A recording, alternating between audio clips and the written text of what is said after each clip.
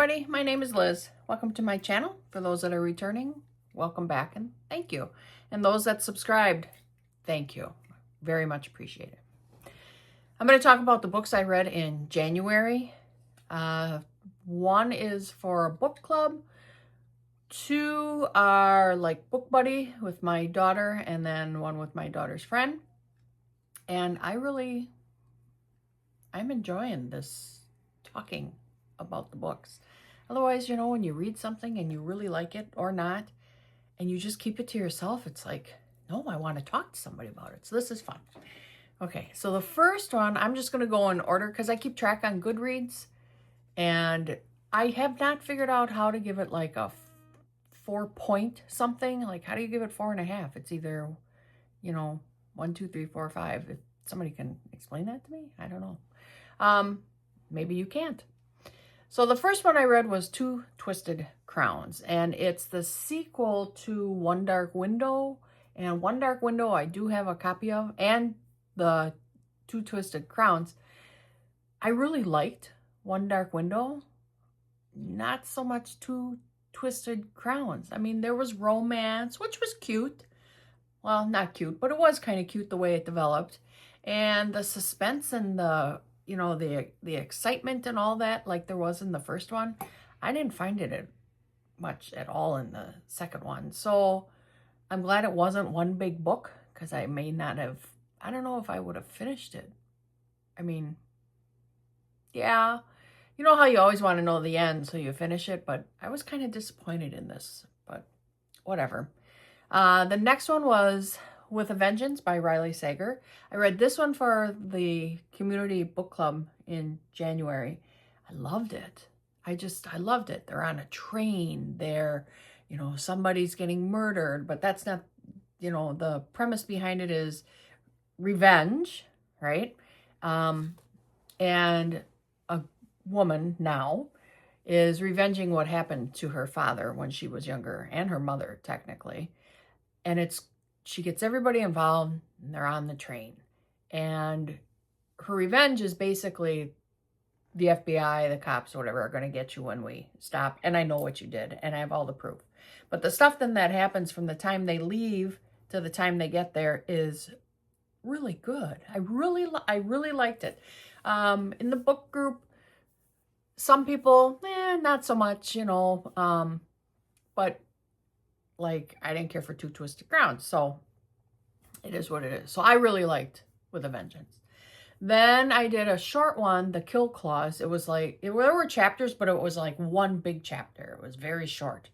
Let me see. I don't think I can find how many pages. Maybe I can. But it was very short, and there was a lot of suspense, and it was quick, and it was, I don't know if you could say it was all twisty, but the end was a twist. It's only 70 pages.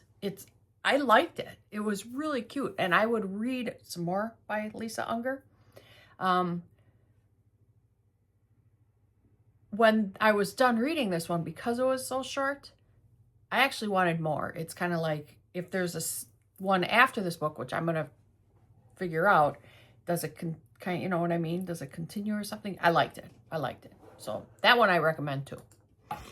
I gave that one 4 stars. Then I read Death of a Kitchen Diva. It's part of a whole series of mysteries. This is the first book, and it's by Lee Hollis.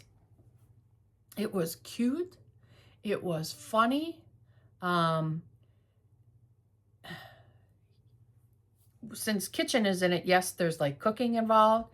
And if I remember, there's some recipes in here, which was really kind of cute. And they're real recipes. I mean, you could make the items that are in here. It was just cute. There's not real twists, but there's some surprises in that. So would I use the term cozy? Maybe. It wasn't really a feel good, but it was fun. It was a mom, her 2 kids. She's kind of dating, not dating. She works for it was cute. She works for a newspaper. It was good. It's very cute. If you're into like Dear Abby and stuff like that, that's kind of up your alley. And if you're into like food sections in newspapers and that, this is good too. So this would be a good recommendation. I think I gave it a 5 because it was different. It was fun. You know, maybe I'm too easy on the 5s, but I really liked it and I want to read more. So I gave it a 5. The next one is something totally different that I never thought I would read. It's called The Lost Heiress by Elizabeth Clayforth. I'll put a picture up of all these books. This is the only thing I've read by her, and it's about a family, very wealthy family. There's a little bit of deception in the book. It follows then, not like a maid, but kind of, she's not really a maid, not a caretaker. I can't think of the right word for it, but there's a lot of family secrets in this, a lot of family secrets, and as it develops and it comes out, because in the beginning, 2 bodies are found, and one they figure out, they kind of know who it is right away, but the second one, they have no idea who it is. So that's how it evolves. They go back into people's past, and the families, you know, their secrets are coming out. It goes, you know, from their childhood on up. It's very good. I was surprised. I really liked it. It's not really my thing. Like, it wasn't a big thriller, you know, like, you know, it was good. It was good. The next one is The Reformatory by Tanar. Oh my goodness. Miss Dew. I'll put a picture up. I'm sorry. I would not have read this if this wasn't for a book club. It's not my thing. It's about the South, Jim Crow era, you know, blacks against whites and abuse, and the reformatory, like a boys' school. And of course there's abuse there. And I'm thinking, why did a thriller book club pick this book? There is some ghostly things in there. So I can understand why it was picked. I gave it a 3, even though I probably wouldn't have read it. It was so well written. It was very well written. It's not a happy feeling book, and maybe that's why I felt uncomfortable about it, but it was so well written. I was very impressed. I gave it a 3 only because it's not my thing. Maybe I should give it more because it got the reaction out of me that she probably wanted her readers to have. So good job to her. Then, so Netflix had that His and Hers. And when I started, I thought, no, there's a book. So I only watched the first episode. We'll call it episode. I'm like, wait a minute, I want to read the book. So I read the book, really liked the book. I love the book. It was very good. You know, 2 sides to a bunch of murders, and who really is the killer? Well, you're going to see it from both sides through this whole book until the end. And the things that were explained in the book were not necessarily in the Netflix. Do you need the things in the book to be in the Netflix? No, I thought the Netflix then, after I went back and then watched it, it was, you know, the ending was very good and that, but I still think the book had more depth to it, more deception, more, I don't want to say evil, but kind of evil to its characters. The dark side of the characters were more prevalent in the book than it was in the series. So that's why I really like the book more. You really got into these people. But overall, yes, good. Then my daughter, I'm like, well, I finished the one that we wanted to read, which I don't see on here. Hunting Party. The Hunting Party, I like that one too. It reminded me of Dead of Winter only because the people are stuck in the snow and people are dying and that. But The Hunting Party, there's a bunch of friends. They rented a cabin, Airbnb, for New Year's.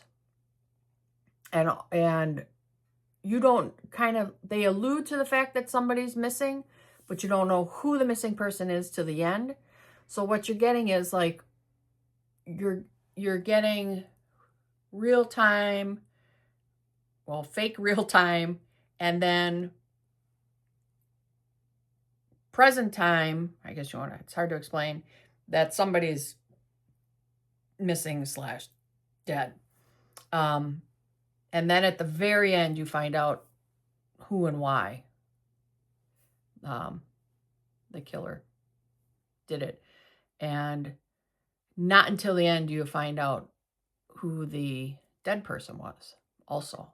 So it's like it's like from both sides, who did it and what's happening, all, and then you get everything at the very end. The climax was really good, and the climax was right at the end. I really liked that one. Okay, so then I said, well, I'm done with that one. Give me another one. And so we're The 5 Liars by D.L. Fisher. Loved it. Like, wow. She picked it. She has Kindle. My daughter has Kindle. So she picked that one because she had that on her list to read. Never heard this book before. Never heard about it or nothing. I loved it.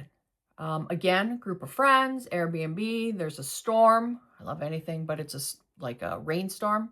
I'm more into the rain, rain, tornado, all that, than I am snow. I live where there's snow, and I'm sick of snow, and so I'm just yuck. So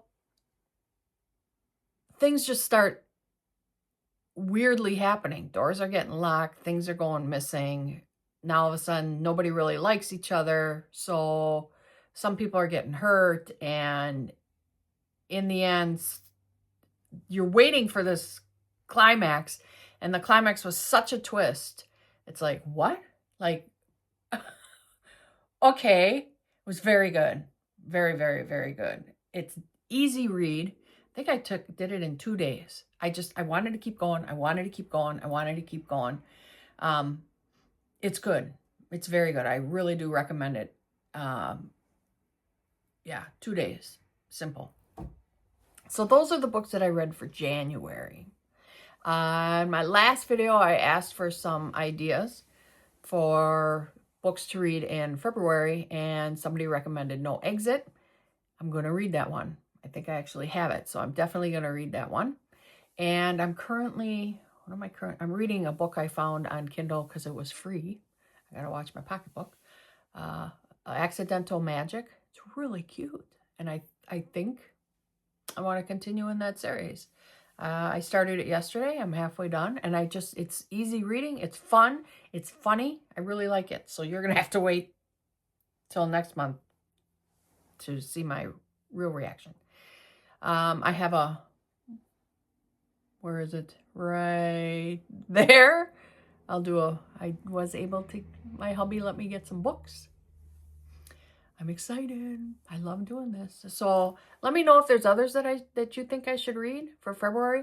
I know I'm a moody reader, but then if I have a book title in my head and it's highly recommended, I'm going to want to read it.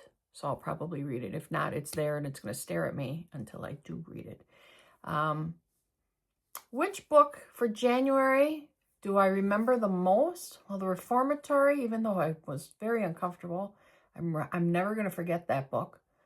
I think the one I like the least is Two Twisted Crowns. I don't know.